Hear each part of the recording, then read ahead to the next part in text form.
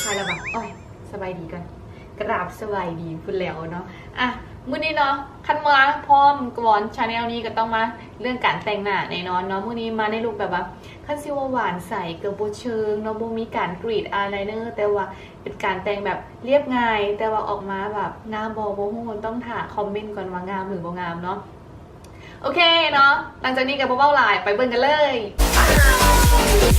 Channel One มวนซืนโฮสเทลยูฮู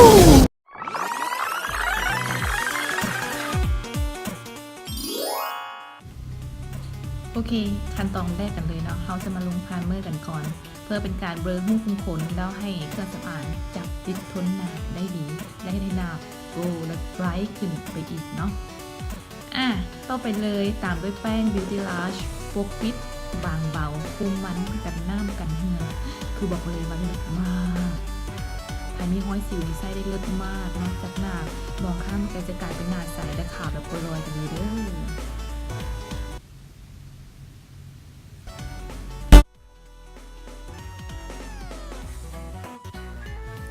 โอเคสีตามือนี้เขาใส่เป็น Intuit เนาะเอาสีที่ออกเป็นประกายชิมเมอร์ออกส้มๆมาลงทั่วเปลือกตากันเลยเนาะ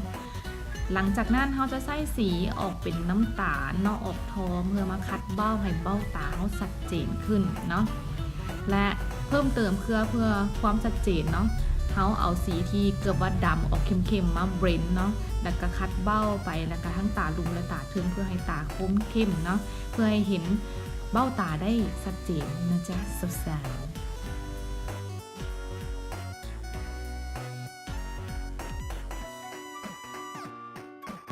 หลังจากคัดเบ้าเป็นที่เรียบร้อยแล้วเขาจะเอาแปรงที่ยังสะอาดอยู่มาเบรนเนาะให้มันกลืนเข้ากันเพื่อบ่ให้มันเป็นความแบบดำแบบปื้ดๆแต่ว่าเขาขอเติมใต้ตาเพื่อให้มีการคมเข้มในจักหน่อยนะจ๊ะ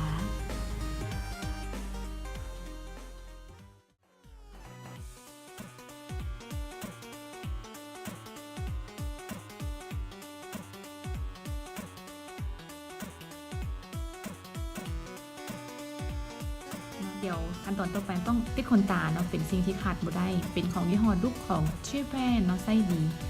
ดีแบบว่าคีโรจักเป็นยังบ่ออกเลยแบบว่าไส้ดีอีลีเนาะความดีต้องบอกต่อบ่เหนียวบ่เยิ้มแล้วก็ติดทนติดน้ำจานดาวเทียมกันเลยบ่เกี่ยวกันเนาะเอามาว่าไปซื้อหลังจากที่ขนตาปลอมแล้วเขาก็ควรจะปัดมัสคาร่าเพื่อให้ขนตาแท่นและขนตาปลอมเขาให้มันเข้ากันไว้ให้เป็นสองสั้นและอย่าลืมเนาะปัดขนตาลุมพ่องเพื่อให้ตาเบิ่งคือแบ๊วเบิ่งคือคมเขาจะได้สวยขึ้นนะจ๊ะขั้นตอนต่อมาเขาจะเอาสีขาวออกมุกๆเนาะเอามาให้ไล่หัวตาเพื่อให้หัวตาเบิ่งคือไบรท์เบิ่งคือสว่างเฮ็ดให้ตาบ่เศร้าเฮ็ดให้ตาเป็นประกายและมีมิติขึ้นสิ่งนี้ก็ขาดบ่ได้เลยของผู้หญิงเนาะคิ้วคือมงกุฎของใบหน้าเนาะเขียนคิ้วให้โกลงน้อยนึงเนาะเรียวน้อยแดงเพราะว่าเพื่อจะได้เข้ากับตาอันคมเข้มของเฮาเนาะเขียนคิ้วทั้งหัวบ่ต้องเข้มหลายเนาะบางคนเลือกแบบเข้มคือปิ่งเกาะหน้าผากบ่เอาเด้ออันนี้เอาแบบใหม่เนาะทั้งหัวคิ้วจะเบาๆท้ายคิ้วจะเข้มๆน้อยนึงเนาะเพื่อเป็นการแบบว่าให้แบบว่าหน้ามันซอฟๆเบิ่งคือเด็กน้อย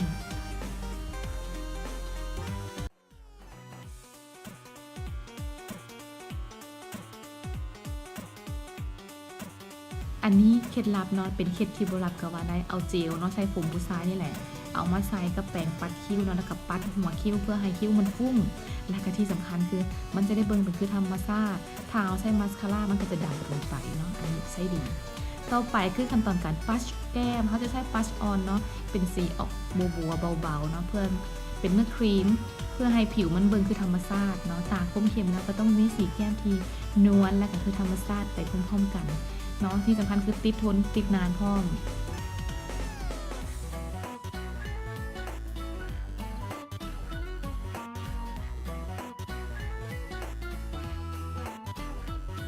ขั้นตอนนี้ก็เป็นขั้นตอนที่แบบว่าเนาะสำคัญบ่แพ้ขั้นตอนอื่นคือการเราดังหรือว่าเราดังให้เราให้ดังโมเนาะอันนี้เป็นสิ่งที่สาวๆจะต้องเฮ็ดเนาะเพราะว่าเขาจะได้รอผู้ชายว่าเขาดังคมมาตั้งแต่เกิด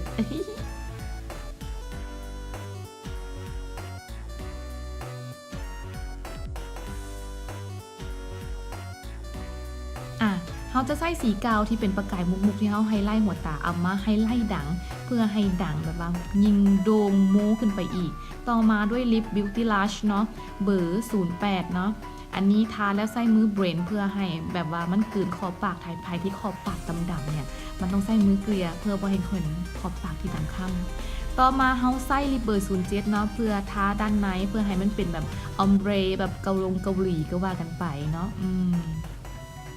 ต่อมาเขาใส่สีนี้เพื่อเป็นการคอนทัวร์หน้าให้หน้าเรียวเล็กเนาะอันนี้ก็เป็นการลอกผู้อีกอย่างหนึ่งเพื่อให้หน้าเรียวเนาะแบบว่าอดเข้ามาประมาณ3เดือนกันบาได้งามบ่งามเฮาว่ากันใหม่ที่สำคัญคืออย่าลืมกด Subscribe กดติดตามเพจนะจ๊ะ